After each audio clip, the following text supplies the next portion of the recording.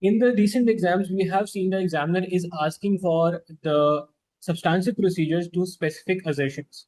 Now, when the examiner is asking you for specific assertions, we do not have much room to play with. So if you don't understand what question to ask here, it will be difficult for you to attempt a particular question. Now, let's see each of the scenarios. Now, I have prepared a document as well for you guys that will basically immensely help you in understanding assertions and what is a situation that can come up that could bring awareness in front of you or bring an indication towards you that this assertion is at risk. So I will be sharing that document after the session. The document is available with my regular students. And in open group, please do give me a reminder if I forget to give you the notes for the assertions and their possible risks.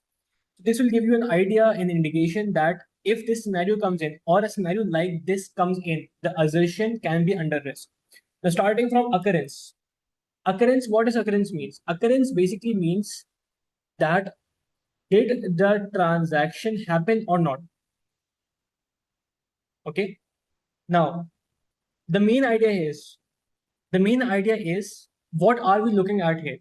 Now, the question started from did the transaction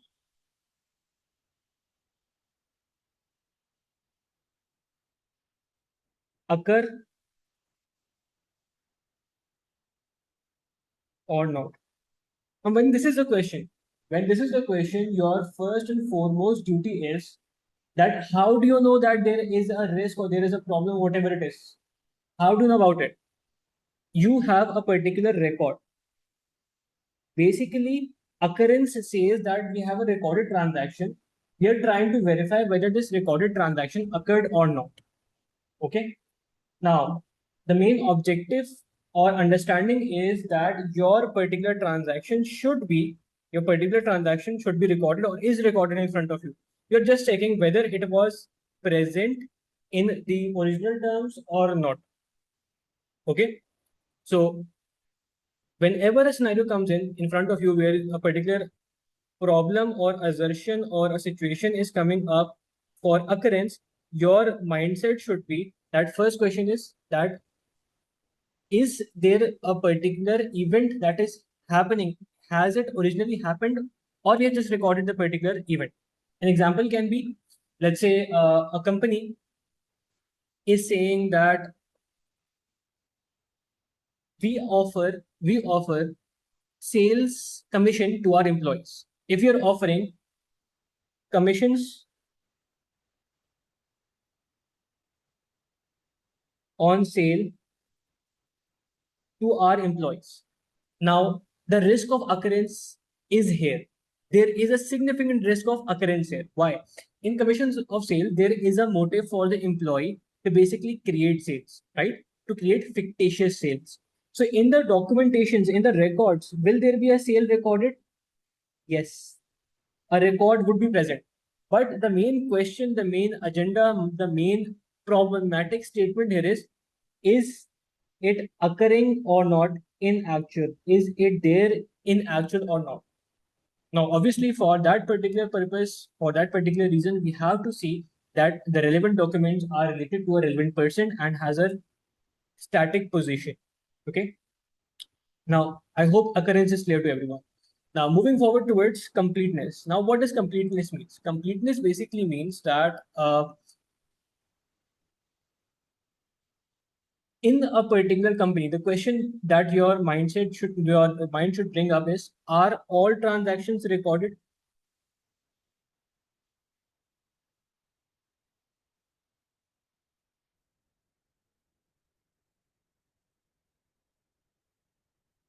Or not?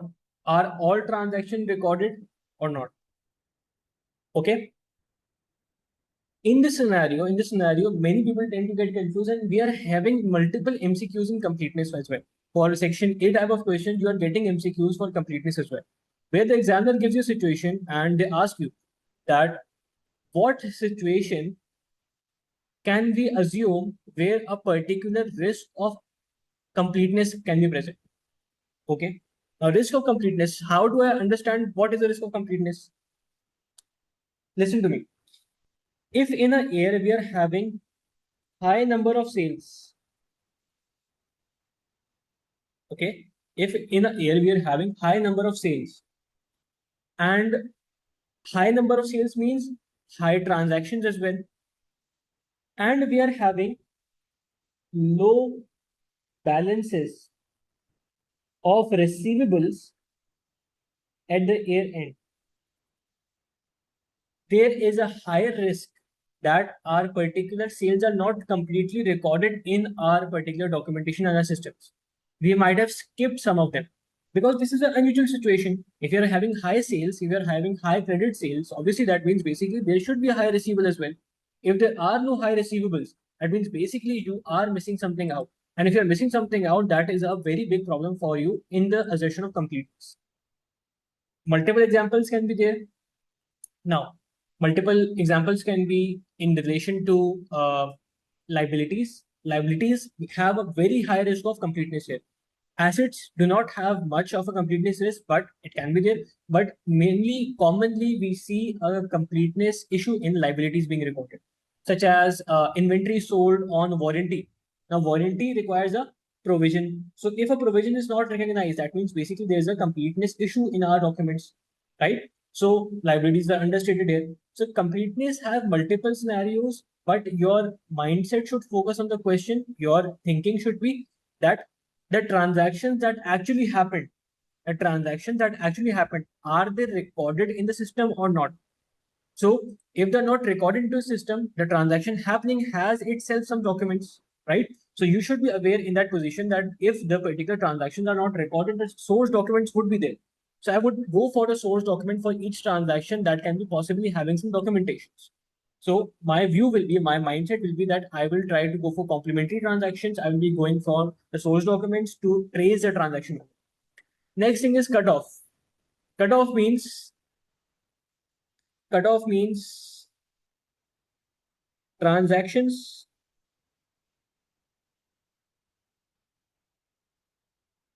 are they happening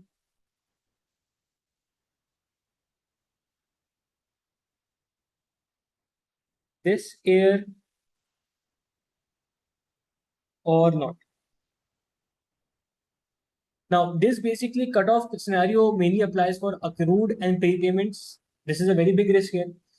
It could result in the situation of recording payables and receivables. Okay. Normally, a risk can be there when a particular party has sent the goods before the year end, and the other party has received the goods before the year end, but not the invoice. So they do not recognize a payable at the date. So if you receive the goods before year end, but no invoice is there, have you gotten the rights and obligations of the particular inventory that is there? Yes, you have. So in this situation, you have to recognize an accrued payment, accrued expense. Remember that the accrued and prepayments, rights and obligations are the key area here from which we can identify whether cutoff assertion can be verified or cutoff assertion can be checked through accrued and prepayments. That if a transaction is due on us, we have the rights and obligation of certain events, then basically we should be in a position to recognize the liabilities or the receivables, whatever it is, in the particular situation. Risk can be of multiple types here as well. Now, I've given you the example of goods sold, goods sent, etc., etc. Okay. We can have utility expenditures, we can have discounts, we can have rebates, we can have tax as a particular transaction that can be a risky area for your situations. Now, classification. Classification basically means, are we allocating the cost at the right areas or not? A main risk comes in your capital and revenue expenditures. Normally what happens is, are we classifying the correct asset under the correct criteria, under the correct areas? Are we basically having the divisions accurately? Are we allocating the cost accurately in the particular systems? So you have to basically assign the cost into the relevant areas. One of the most prominent problems that we see in a classification issue is IS 38 development cost. because we do not basically comply with the criteria of capitalization, that is the pirate criteria. Further, we can have a classification issue between the current and non-current liabilities. How? If you're taking a loan, normally in a loan, what happens? A loan is there. If a loan is there, we are basically giving the loan back in certain installments, right? So if you have taken a loan of 100,000 for 5 years, that means each year we have to pay approximately 20,000, right?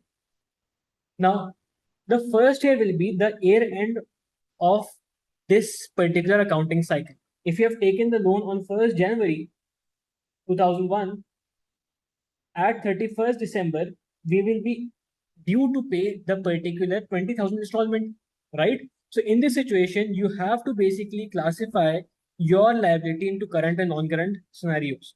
Your transaction will be recorded as cash debit 20,000. Your non-current liability credit by 80,000. Let me just this is 100,000. And your current liability at 20,000. Because you have to pay the transaction of 20,000 within this year. The 20,000 has to be paid within this year. That means basically you have to classify it in current liability. Now, this is a very common issue that we see. Now, what it does is it does not create an imbalance in the financial statements. It does not impact the financial statements, but it basically breaches the classification criteria. Now, obviously, how does it affect us when we are calculating our liquidity ratios? In liquidity ratios, we have multiple scenarios. We have our quick ratio, current ratio. We are having these ratios, right? So in current ratio, we have current asset to current liability. If the liability is understated, obviously our ratio is going to be in a favorable form. So you have to be careful regarding the classifications in this particular domain. Now to check them, obviously you have to check the covenants, the documents, the terms and conditions that are stated in front of you. Now moving towards accuracy. Accuracy is a simple area. Accuracy basically states that are the transactions that happening are on equal amounts, the calculations, the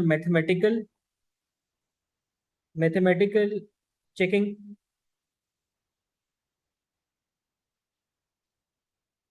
of transactions such as invoices and payables, etc., etc. So this is a simple one. You have to check the particular transaction. There can be a risk of high transactions. High transactions can result in a big accuracy issue.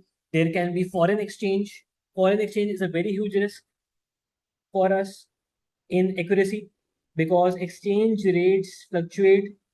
And when exchange rates fluctuate, obviously the compounding, the decisions that we have taken are going to be affected here as well. So all of these areas are to be very carefully assigned. Now, next comes allocation. What is allocation? Allocation is basically the understanding of the point, the situation where particularly the resources are divided upon in correct positions. Basically, we can say that in IFRS 15, everyone has studied IFRS 15. So in IFRS 15, we have allocation of cost. Now, allocation of cost basically says that discounts to be divided upon pro rata basis.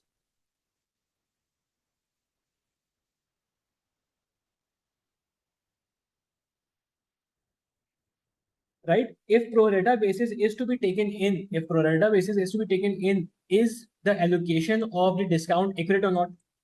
Is the division of the cost accurate or not? So in these scenarios, the allocation part basically focuses on the division of the cost and placing the right cost at the right place so that we can understand what is the position that we have. Next is existence. Existence means basically the does the recorded asset or liability exist in actual or not? Now, occurrence means did the transaction happen or not? And existence means do they have a physical condition, physical presence in front of us or not? Both existence and occurrence have a same contact point. That is basically record show something. but physically we have to verify something, or physically we have to check whether the transaction happened or not. Now, occurrence basically focuses on income statement items. Existence focuses on mainly SOFP items. Okay, so existence mainly focuses on SOFP items. Occurrence is basically on income statement items such as sales or expenses. Existence focuses on liabilities or assets normally on non-current assets. To check the physical condition, to check the physical existence, to check the inventory count. Inventory count, we have also a situation where we check existence also. So in that situation, we have to basically check whether the recorded asset is in our premises or not, or does it physically exist or not. That is the main agenda here that we are going to look upon. Okay. Now, next is rights and obligations. Rights and obligation basically indicate towards us. What does it tell us? Rights and obligation basically asks us that when we are working, when we are working in a particular organization, does this liability belong to us, or does the right to receive a benefit from this asset is with us or not? Now, why do we ask this question? The question is basically many companies do what in inventories, they have some uh, material or any kind of finished goods available within their industry, within their company, within their warehouse that is sold. If it is sold, that means basically we do not have the right to get the benefit of it from this point onwards. Now the rights have been transferred to other party. So the question you have to ask is, does the company have the right to receive benefit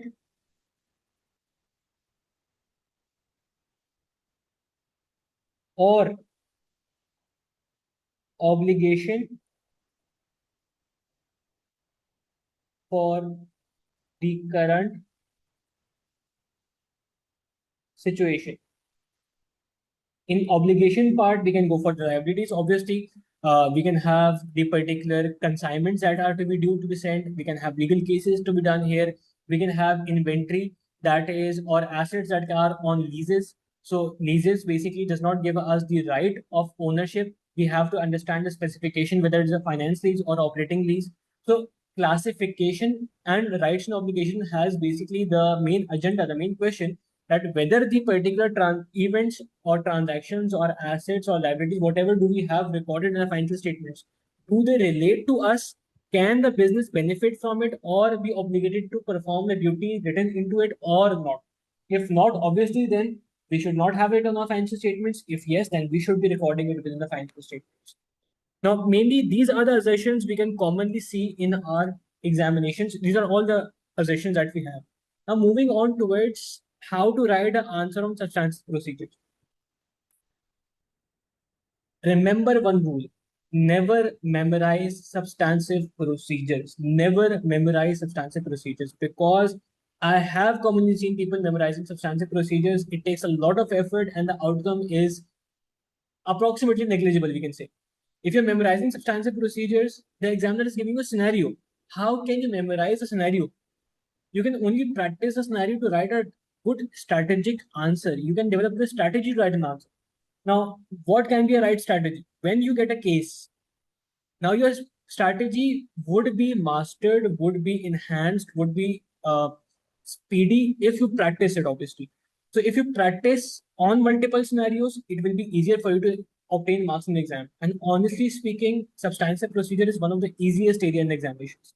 And while I'm saying easiest, it is the most quickest way to obtain marks, because you have, in a 5 marker question, you have to write 5 sentences, and 5 sentences basically mean absolutely 5 minutes or 6 minutes. If you are well prepared regarding these areas, obviously it will be very easy for you to attempt this exam, attempt the questions, and attempt the answers for these particular questions. Okay. Now, what is a strategy? When you read a particular scenario, identify which area is the examiner asking us about. Let's say if he is saying, IA 16, Now, if they're asking about, let's say IS 16, they're saying purchase non-current assets. If you have a addition of non-current assets, now your mind should basically go towards the document. Related document is your non-current asset register.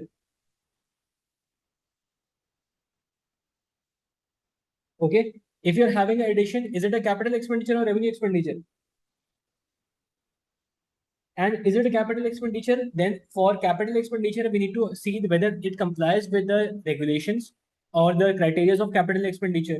We will be requiring a breakdown for the capital expenditure. Then what is required?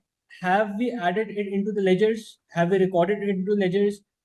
Now, one question will be that what costs are there that are included in the capital expenditure? Should all of them be there or not? Now, moving towards more areas. Now, if I'm checking the capital expenditure and revenue expenditure, I will look for source document and invoices. I will be checking whether non-current asset was approved for purchase or not. What can I do next is I can basically go for the disclosures, right? If I'm having a particular case of IS 38, IS 38 is intangible assets. My strategy should be first and foremost thing, write down the criteria, pirate. My pirate will give me my answer for substantive procedure very easily. And the examiner would love your answer because you're following the IS, the standard accounting standard. Pirate is basically giving you the criteria whether to capitalize the cost or not. Now, here we have feasibility study, we have our economic decision making, we have our technical resources, we have our ability to complete, we have our resources for completion, we have our probable economic outflow. So probable economic outflow is your cash flow statement, projected cash flow. Feasibility study is a report, a feasibility report. We can check that as well.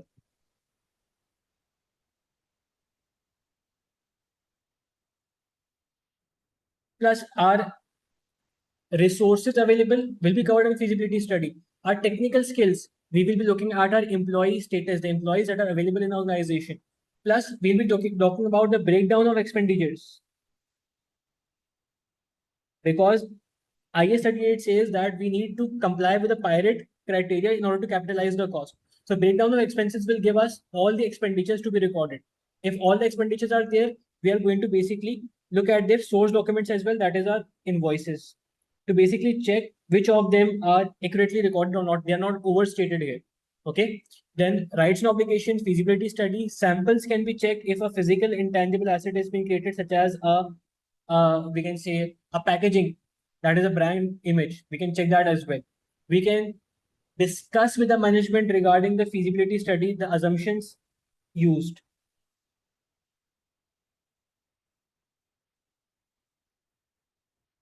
Right? So each IS has multiple different standards, multiple different outlines given to you. If you remember the IS, your substantive procedure is going to be very easy for you. And the last but not the least is disclosure. We can check here as well. Now, IS 36, impairment, a common phenomenon. If you're looking at IS 36, what is their impairment? Impairment does what? It compares the carrying amount with the recoverable value. Carrying amount with the recoverable value.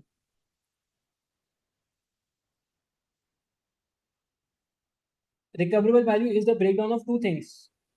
Fair value less cost to sell, or value in use. Right? Now, if we are talking about fair value less cost to sell, how do I understand fair value? I have market analysis report. Market report regarding the market value of non-current asset. My report should be basically done through a professional valuer. My quotations are there. I will check the quotations, and if it is done by a professional valuer, I will check that as well. Okay. For professional valuer, I have three conditions. The physical asset that has been checked by a particular professional valuer, I have to check whether he is competent, he has experience, and he is independent or not. So there are three more substantive procedures for them as well, right? For fair valuer's cost to sell, the cost to sell, what is the cost to sell, and what is the breakup of it? I will ask for a breakup of that as well. Now, value in use. What is value in use? Value in use is basically the estimation of future forecast, future forecasted cash flow statements.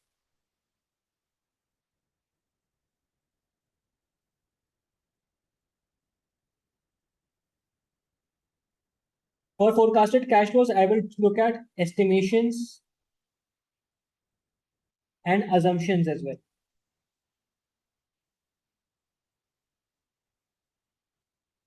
Okay. So if you are having a good knowledge, your first step should be, now at the time of practicing, what you should do when you see a case, open up the IS in front of you. Open up the IS in front of you, keep the IS in front of you. When you're writing the substantive procedures, try to cover most of the areas of IAS on the particular case. Okay, so it will be easier for you to mold your answer in a more practical way and obtain more marks. Okay, so first step, number one is IFRS. Now, it is logical to say that the financial statements are made on based on IFRS. The audit is basically checking the financial statements. So our suitable criteria is the IFRS. So first check the IFRS compliance. If the IFRS compliance is done, then go for source documents. Then laws and regulations.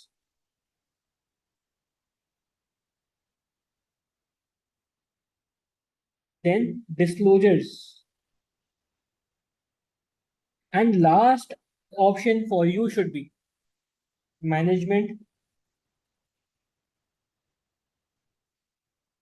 representation.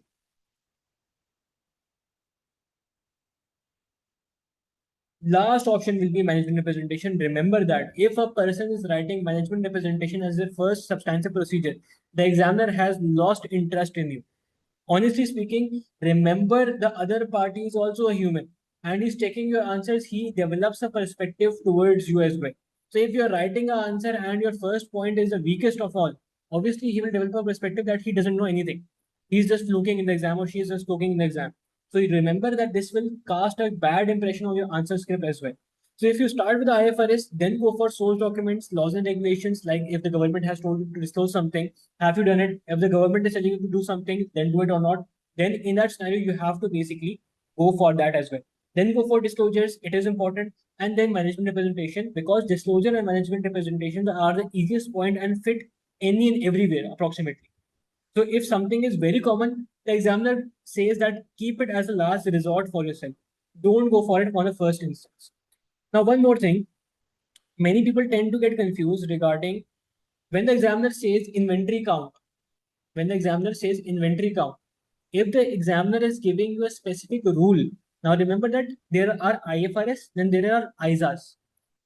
IFRS are standards that we should follow. Standards. Remember that these are standards. ISA is an obligation for you to follow.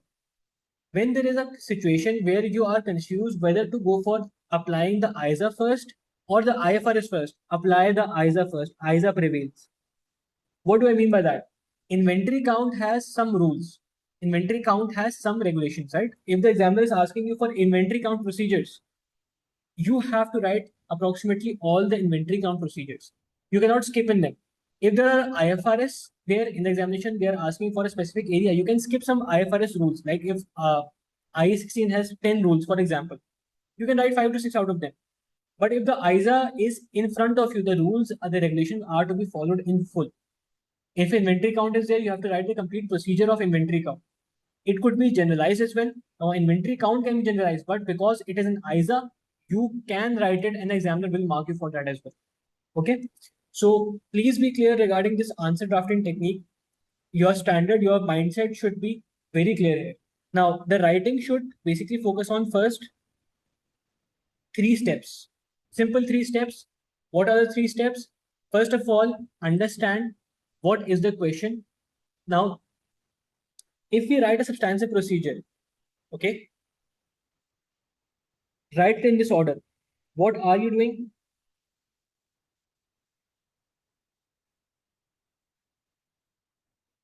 Okay, on what document are you working on?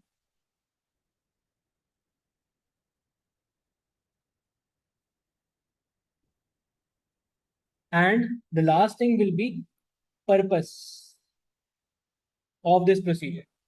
These should be the highlights, these should be the outlines that you should use. Now, normally what happens is if you're writing a substantive procedure answer, substantive procedure asks you that particularly, first of all, tell the procedure, what will be the procedure, what are you trying to do? Okay, what are you trying to do? On what document are you trying to do this procedure for? And what are you trying to verify? What is the purpose plus verification? Or we can say, what are we verifying here? Okay, so action plus source and purpose. So in simple words, action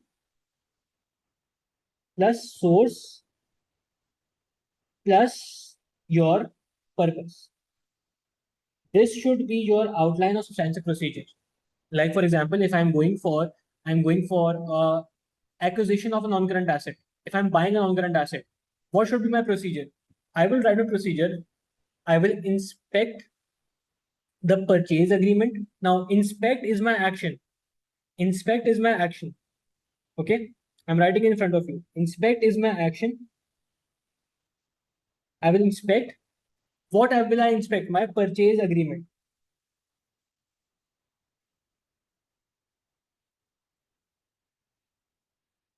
And why am I doing it? I will inspect my purchase agreement to confirm the ownership. Now I'm telling the purpose. Why am I doing it? To confirm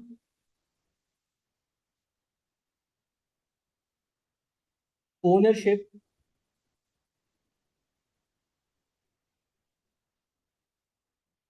of the particular non-current assets to verify the rights and obligation for the company. Now the assertion satisfied here is rights and obligation. So if you follow this pattern, it will be very easy for you to write a substantive procedure. It will take you 2 minutes in the examination, but subject to your practicing it. Your subject, the main area is practicing it by scenarios. The more scenarios you practice, the better it is for you in terms of drafting your answer in the examination. Now, if anyone has any questions, they can ask me. I'm pausing the recording for a minute or two so that if there is any issue in the status in the areas that we have done as of yet, we can discuss it. Then we'll go for some practical questions. The chat box is open for you guys. Now, number one, part A question that we have is describe substantive procedures the auditor should perform to obtain sufficient and appropriate audit evidence regarding Jasmine's company's trade receivables. So the objective is trade receivables. Now, common thinking. What comes up to my mind? What comes up to my mind? Because my strategy is that I have read something and I should basically have understanding. I should have understanding what should be related to this particular domain. Number one is coming up to my mind is trade receivable aging report. I can have in my mind bad debts. I can have in my thinking discussion regarding accumulate allowance for bad debts, estimations allowance for bad debts. I can have multiple different thought processes. I have given you 4 procedures right now in this particular area without reading substance the case as well. Now let's read the case.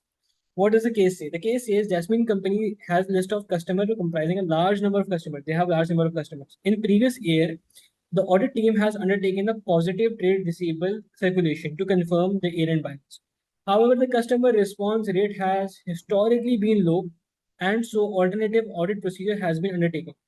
A decision has been made that for current year audit circulation will not be performed because the response rate is very low. The year-end trade receivables were 3.9 million this year. Last year it was 2.8 million. Now, is it a good thing or a bad thing? It is a bad thing for us. if our trade receivables are high, that means basically people are not paying us well. If people are not paying us well, that means basically it is a difficult scenario. It is a problematic scenario for us. Why? Because in the situations when you're working in the organization, we have to be sure that people are paying us. So if the receivable balances are increasing, there is a higher risk that people will not pay us. So the biggest risk is bad debts. Okay. Now, the allowance for credit losses, trade receivables, allowance for receivable is 410. The risk allowance has increased as well from last year. Is it a good thing or bad thing? It is a bad thing for the company. Obviously, you're not receiving the money. Okay. In this situation, in this situation, we are working for the trade receivables. The overall transactions are in front of us. The receivable balances are higher. It is not a good thing. So what should we do here? First of all, the case says that we have to perform trade receivable confirmation, or we have to obtain audit evidence in regards to trade receivables, basically to see what are the sufficient evidences that we are going to get the money back. Now let's see. First of all, now the first and foremost thing you can do in this scenario, they have large number of people, they have large number of customers, they have large number of trade receivables. So obtain a breakdown of obtain a list of trade receivable. Obtain a list of trade receivables. Why? We are obtaining a list of trade receivables so that we know what amount is owed by which person. Okay. Now, we can obtain the list of trade receivables, or we can obtain trade receivable aging report.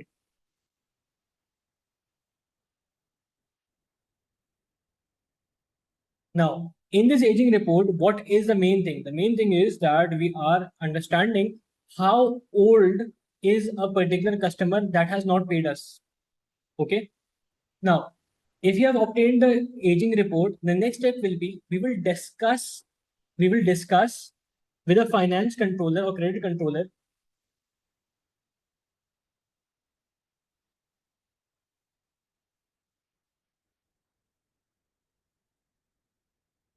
what are we going to discuss, that how many people are there in the particular organization that are basically slow for the aging or slow paying people.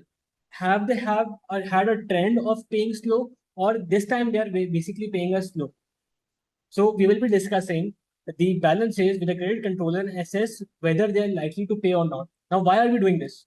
We're doing this because we are trying to identify that whether we are going to be paid back or not, whether the bad debts are going to increase or not, are our trade receivables stated correctly or understated or overstated, whatever the situation is.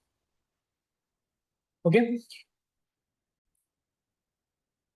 Now, once we have basically seen that we have gotten the list of receivable analysis, that basically means that we have the complete understanding now that how many customers are there and how slow are they working. Now, for the slow workers, for the slow people, obviously management would have some correspondence, some communication with them. So my next step will be to review correspondence with customer by the management. I'm not directly going to ask the management why are they not paying us. I'm going to check for evidences. They are saying perform alternate audit procedures. They are saying we are not sending confirmations. Remember that. Many people write a substantive procedure here that we will send a confirmation. We are not allowed to send a confirmation. We have decided not to send a confirmation. We are not sending a confirmation. We are just doing what? We are just trying to verify through alternate audit procedures that what will be the situation in this particular areas. So we are going to review for correspondence with the customer to identify any disputes, any evidence that whether the person will pay or not pay. Now, if the allowance has increased significantly, obviously allowance has increased and the receivable has also increased. So I will do what? I will do a particular review of my board minutes. Why? Review my board minutes. Why? Because mainly my board minutes will give me an idea that whether has there been a discussion regarding a high number of receivables being pending and not getting the money back, right? I have to check that as well. Now, how do I know that I am having a particular very high number of non-payments or delays in the payments? I can do one more activity. I can calculate average receivables and compare with current transactions, with current areas. Okay, that means basically if I have an average of receivables at normally kept at 3 million or 3.2 million, and I have a 3.9 million balance available, or for a certain customer I am having a very significantly high area, I have to discuss, I have to basically investigate and discuss with the management, why is this value significantly high? Okay. Now moving forward to next step. What can I do additionally to basically see whether a particular person is active or not? I can do one more thing. I can check whether there is any kind of transaction being done with a particular customer who is on the receivable analysis. If there is a transaction being done with a particular person who is basically in the receivable age analysis, that means basically they are active, they're interacting with the management. If they're taking more goods and the company is giving more goods to them, that means basically they are expecting to get the money back, right? So I will basically look at any transactions done by the trade receivable analysis people or the people in the trade receivables report to understand whether there is a active communication between the management and the particular party as well, right? Next, what can I do is I can also see that in my assumption of allowance, I have to investigate what are the assumptions that are taken down in the allowance for receivable calculations. So obtain a breakdown of allowance, obtain calculation of allowance, recalculated, and discuss the assumptions with the management for their adequacy. Okay. Remember one thing, when you're performing substantive procedure, your idea is to obtain evidence, not to accuse anyone. So you will discuss, you will not tell the management that you're wrong. You will discuss and try to obtain evidence whether the management is working on correct grounds or not. Okay. So all of these areas can be done. Now, one more thing I told you earlier on is that something is written on the documents. If something is written on the documents, I will do one more thing. I will perform a check whether the transactions occurred or not, or whether the particular documents that are basically recorded exist or not for the particular areas and they relate to this area here or not. So cutoff testing can be done here in terms of receivables, that the receivables that I have recorded are for this year only and the transaction have actually happened. I have to check that as well for this particular situation. So in front of you guys, I have given you the outline of at least 8 to 9 substantive procedures. You have to only write 5. Okay. Now moving towards the next paragraph, the next area. Now, the bank balance and cash figures include Jasmine's company's draft financial statement comprised of number of bank account balances. An overdraft of 5.1 million, which is the company's main current account, and 0.2 million relating to several savings accounts. The finance director has informed the audit manager that all accounts have been reconciled at the year end. The overdraft of 5.1 million has increased significantly since the last year. The director has informed you that overdraft facility, which the company requires in order to operate on daily basis, is due to for renewal. It is due for renewal. It is not renewed as of now. And that they are confident it will be renewed. Now, the management's confidence has nothing to do with us. We have nothing to do with the management confidence. We are here to work on facts. Okay. Now, what is the question? I have to basically obtain sufficient and appropriate audit evidence in relation to bank balances. Now, bank balances are basically one of the areas we have to confirm. Now, what is the best way to confirm a bank balance? Send a bank confirmation. Send a bank confirmation. Number 1, bank confirmation for all the accounts present in that particular bank. Okay. Then what I'm going to do is the bank information that I'm going to obtain, I'm going to compare my bank balances recognized in the particular financial statements and the statement that is sent from the bank to me. So the balances as per bank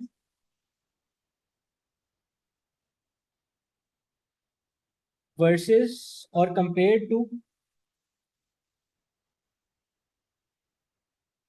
internal documents. So that what is the purpose of this? To check whether the particular reconciliation has been done adequately or the records of bank balances are completely present in my financial statements. To check to see completeness of record.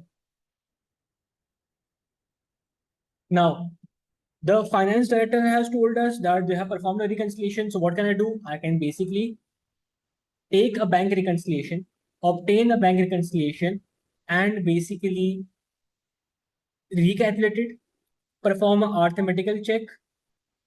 So bank recon, reperformance, or better word would be recalculations.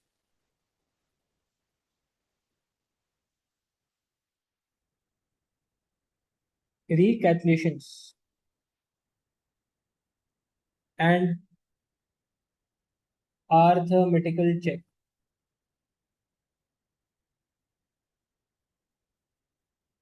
Okay, this is the basic area that we are going to do for bank reconciliation.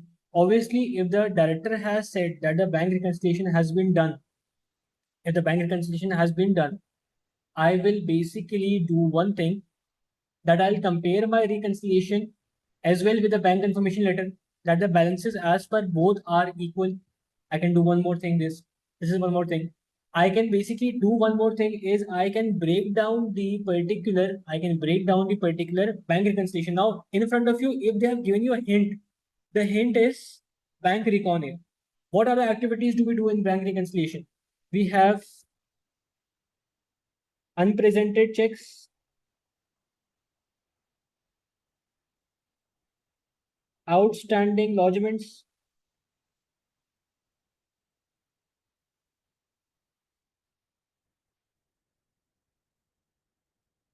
right? We have dishonored checks. So all of them can be a part of one substantive procedure. I can trace all the outstanding lodgements that are basically stated in my bank reconciliation. Okay. I can go for the tracing of unpresented checks and basically check for the amounts that are present within the bank statement. Are the checks in front of me equally input, or all of them are input into the statement, or some of them are omitted there as well? I can check for them as well. So your objective, your mindset here should be that you should obtain a breakdown of each and everything. You should have a breakdown of each and everything here. That all the particular accounts are reviewed, all the accounts are reconciled, all the reconciliation items are present in front of me. I have taken the confirmation from the bank. I have adequately disclosed the overdraft.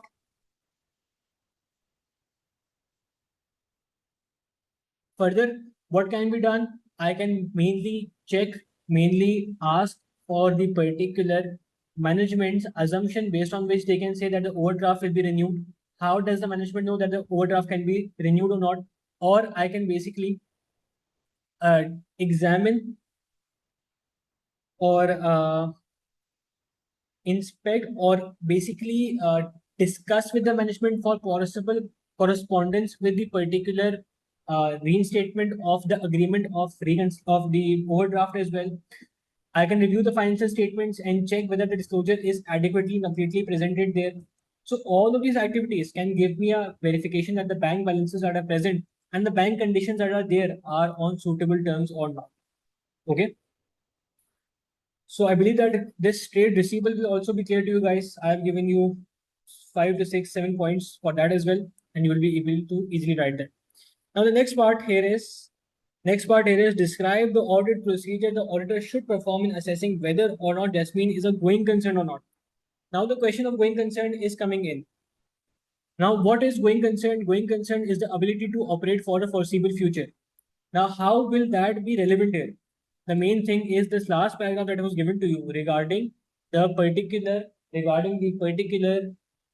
overdraft being renewed is the main problem here. The overdraft is not yet renewed. The management is telling us they will get it renewed, but we do not trust the management, obviously. So obviously we have to make sure that we are getting the evidences here. So what are the things that we can do for a going concern? We need a cash flow assumption, right? Management has to prepare a cash flow forecast for the next 12 months. Now the forecast is there. Forecast involves assumptions. I'm going to check as the particular auditor, I'm going to obtain the cash flow forecast and review the assumptions for reasonableness in the particular forecasted financial statements. And if something is unreasonable, obviously I'm going to discuss with it. Okay. Next, I'm going to evaluate management's plan for future contingent situations. Evaluate management's plan for fund arrangement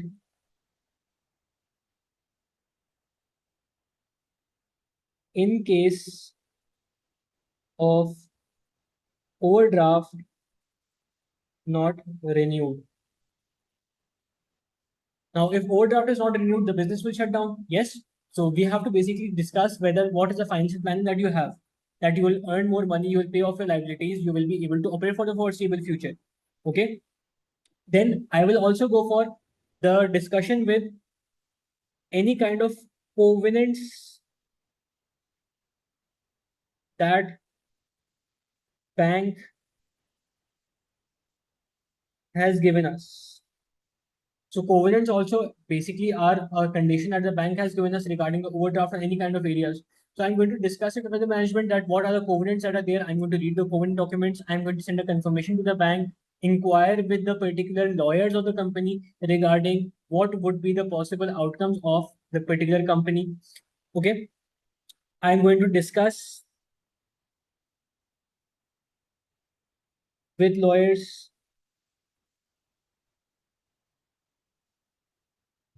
any kind of cases on the company, because this could cast a very significant doubt on the company's going concern issue. I'm going to basically look at all the possible aspects regarding the company's situations of a particular going concern issue in the current year. Okay, I'm going to read the board minutes.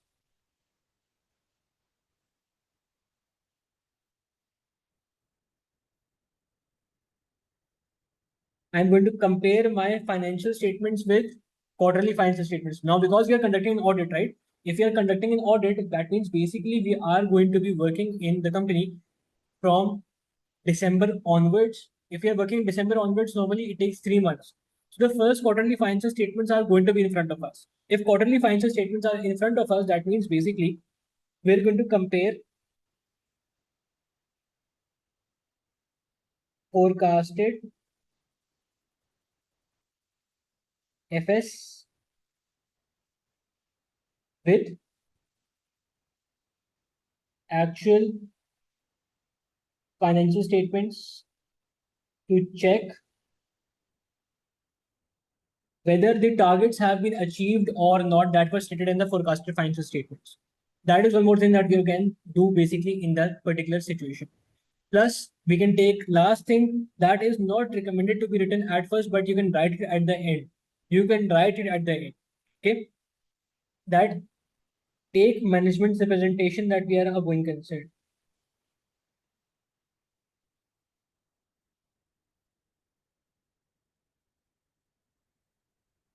The representation that we are basically having a going concern. Okay. So this is one more thing that we can do basically in this particular domains. So if anyone has any questions, the chat box is open now in regard to this question. I'll be answering them. So you have the next 2 minutes for any questions, then we'll move to the next question.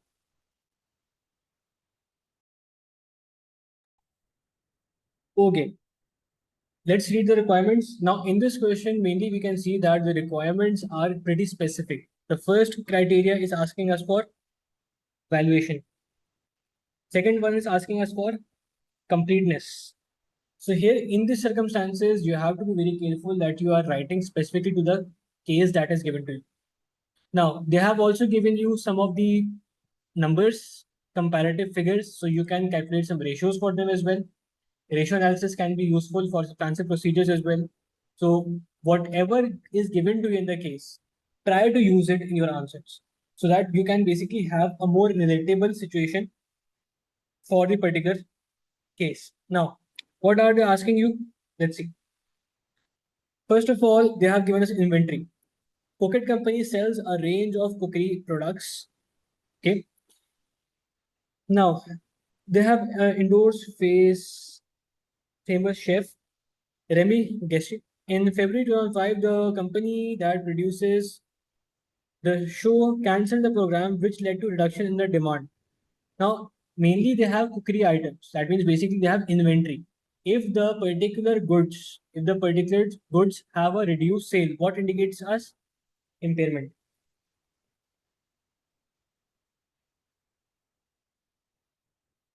This is an indication of impairment for us, that our particular goods would have a reduction in the value. Okay. Now, because this is different to inventory, standard is IS2. That is basically lower of cost or NRV. So you have to test your inventory for NRV as well here. Okay. Now, Pocket Company stopped purchasing these goods in March 2005. The total inventory and draft financial statements for the year ended 31st May 2005 are 4.25 million.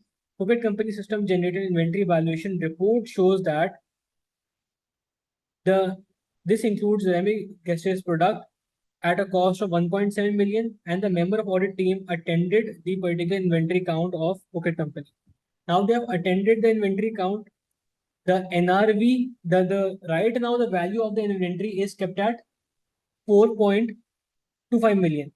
And the main thing under investigation, under inspection is the 1.7 million worth of inventory that has experienced a severe fall in demand. So we have to check them. First of all, what should we do? We should obtain a detailed listing of the particular inventory products present in front of us and their valuation report. So, obtained detailed report of inventory available to verify or to identify the inventory counts, the number of inventory, the units available for each of the categories that they have. Okay. And the valuation report to identify what is stated there. The breakdown of the evaluation report will give us an indication that what are they assuming regarding the inventory. Okay. Now, if they have given us a cost of 1.7 million, how do I verify the cost? I will go for the purchase invoices.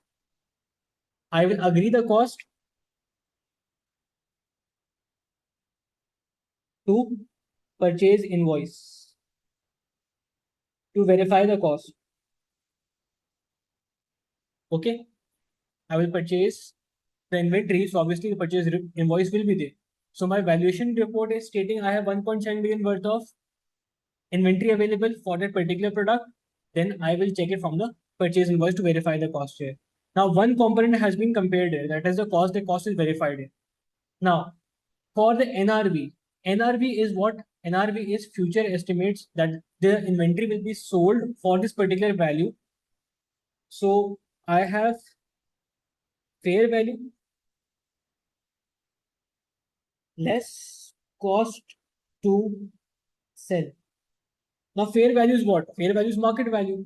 So, if I want to basically identify the market value or the NRV, what can I do here?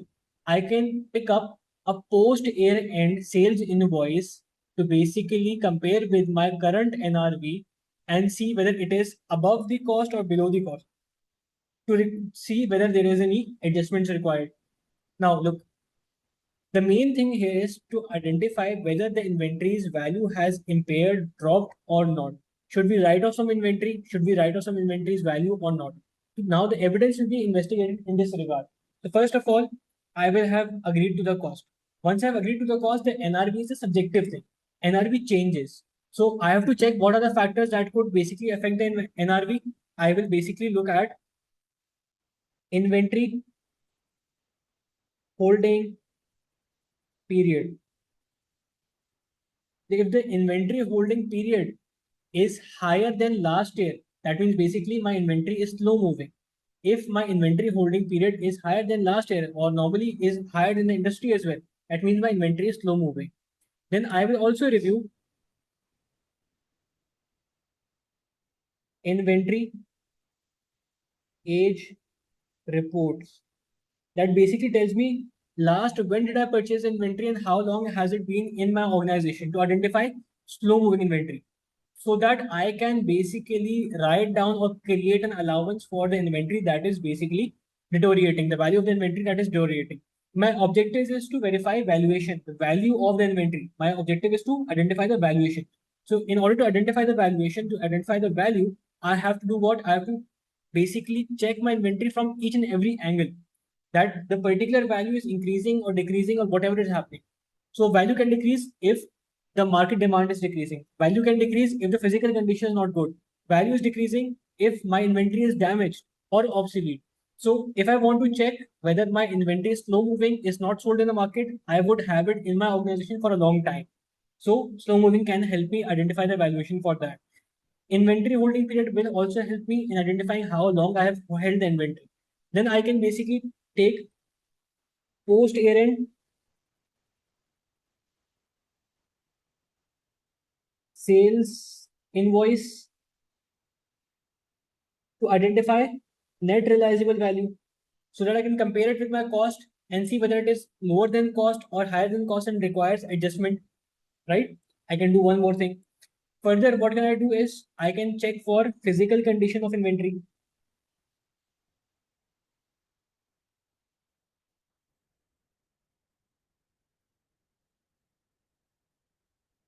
to verify whether I can sell them at the NRV, or in this condition it will be sold at a lower price or not, right?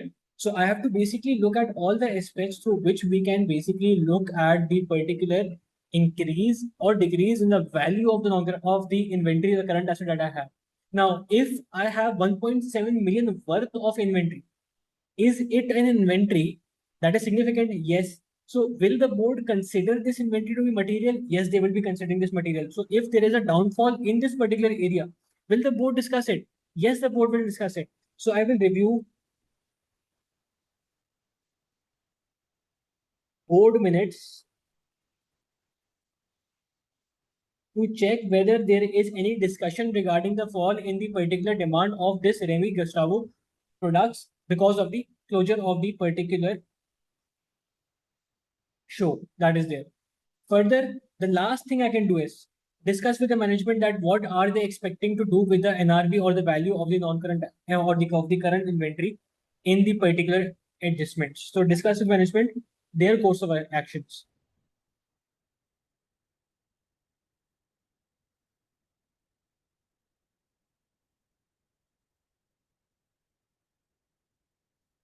That whether they are going to be basically reducing the cost or NRV to the current market, or any allowance is necessary or not.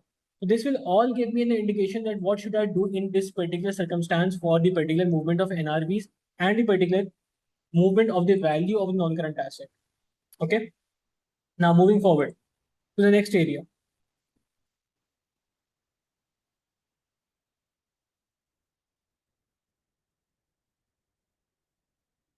Next, there is a decrease in trade payables. Okay, decrease in trade payables. The account balances payable clerk left the company in January 2005.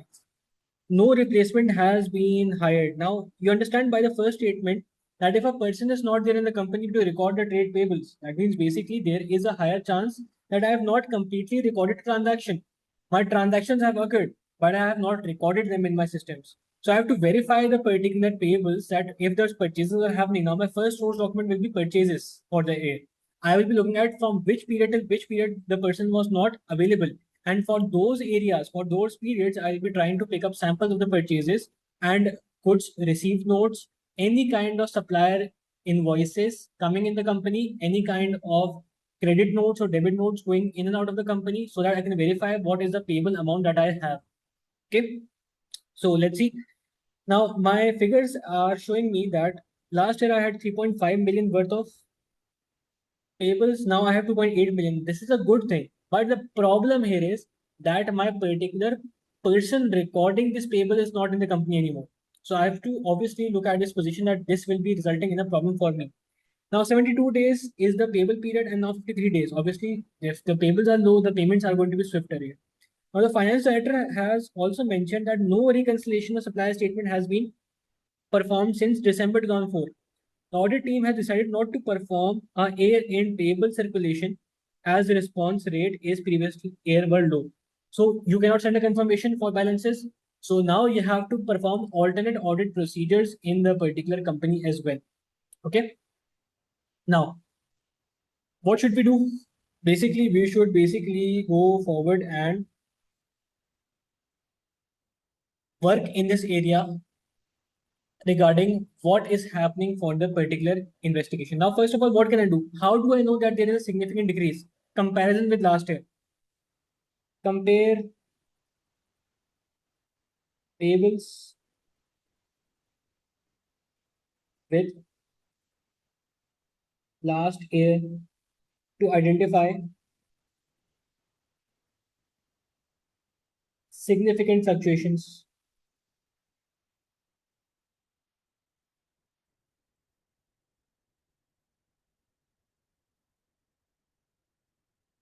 Okay, number one, I can do this. Next, what can I do is I can basically see, I can have a month to month comparison from last year.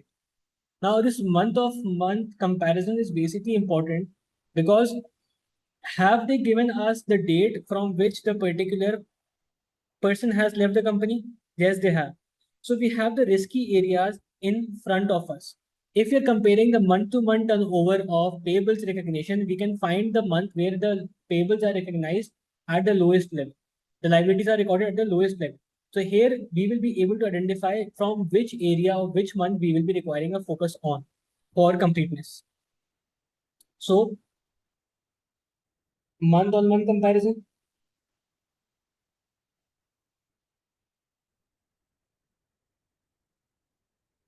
What else can give me an indication there is an increase in payables? My goods received note. I can look for GRNs. I can look for GRNs. I can review samples of GRN and confirm that they were recorded into the systems and the payables are updated according to their particular systems, right? I can look for them as well. I can basically look or ask the client staff to perform reconciliation. If reconciliation not performed, perform reconciliation.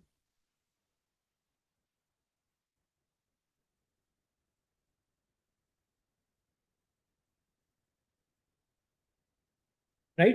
I can perform reconciliation for them so that we have a understanded position that what is happening, how do we understand that. If there is any kind of, let's say, credit note, we can look for that as well to verify that we have recorded the complete values or not of the particular payables. Are they overstated or understated, whatever it is.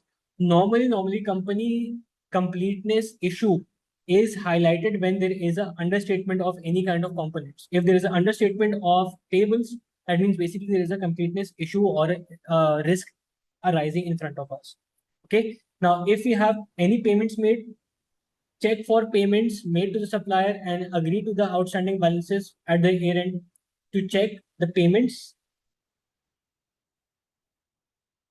and the recognitions into these particular supplier balances and check the outstanding balances whether they are accurately recorded or not.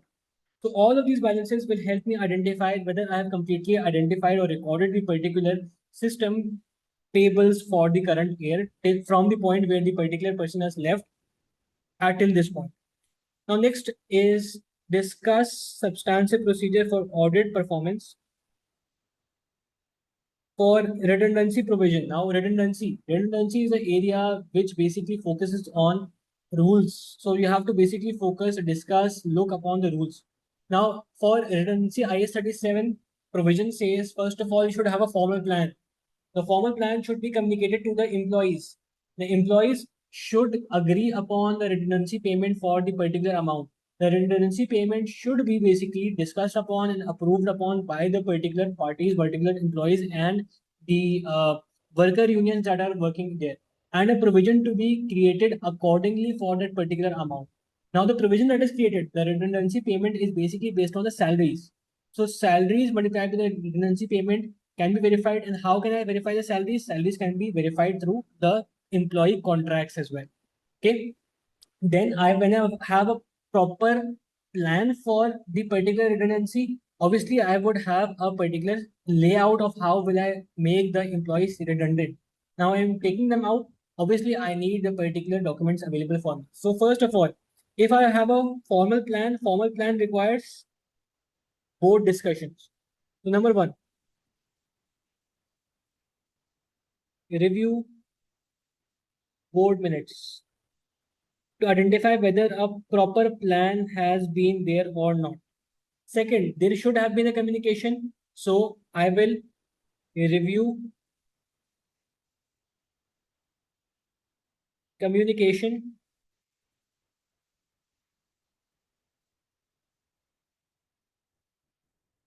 platforms to verify that there is a present obligation upon me. Now, IS 37 says that you have to create a present obligation, and present obligation is there when there is a formal communication and a formal plan.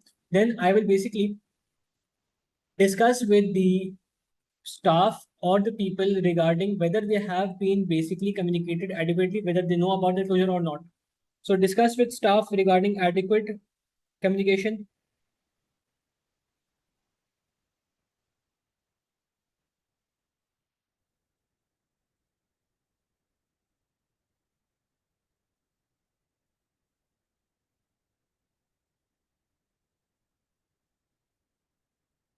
Next, what can I do is, next comes up to the number.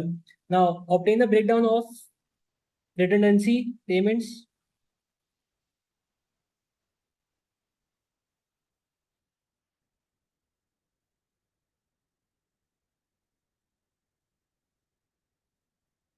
of the redundancy payments or calculations, we can say.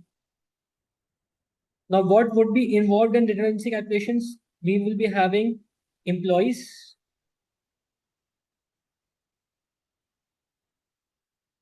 payments as per their salaries. So I'm going to do what? I'm going to verify each and everything. I'm going to go for the payroll records and human resource records to verify the employees that are listed in the redundancy calculation are existing in the company. No staff has been omitted or no ghost employees are recorded there. Then I will go for the calculation of redundancy. I will take the amount of the employees and trace them back to the employee contracts to identify the salaries of the employees. Then I will recalculate the redundancy provision and check whether the total amount is equal to the client schedule. And then as per IS 37, I will check for disclosure requirements,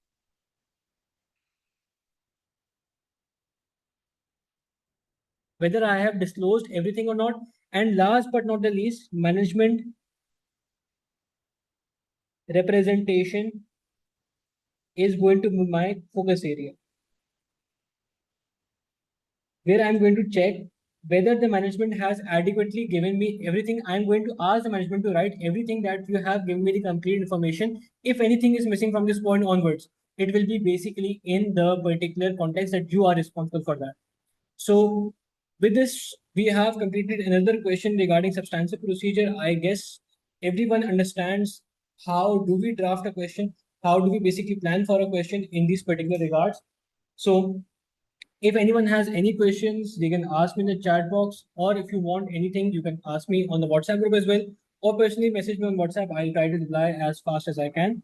So now I'm pausing the recording. The chat box is open. Any questions you have, you can ask me here.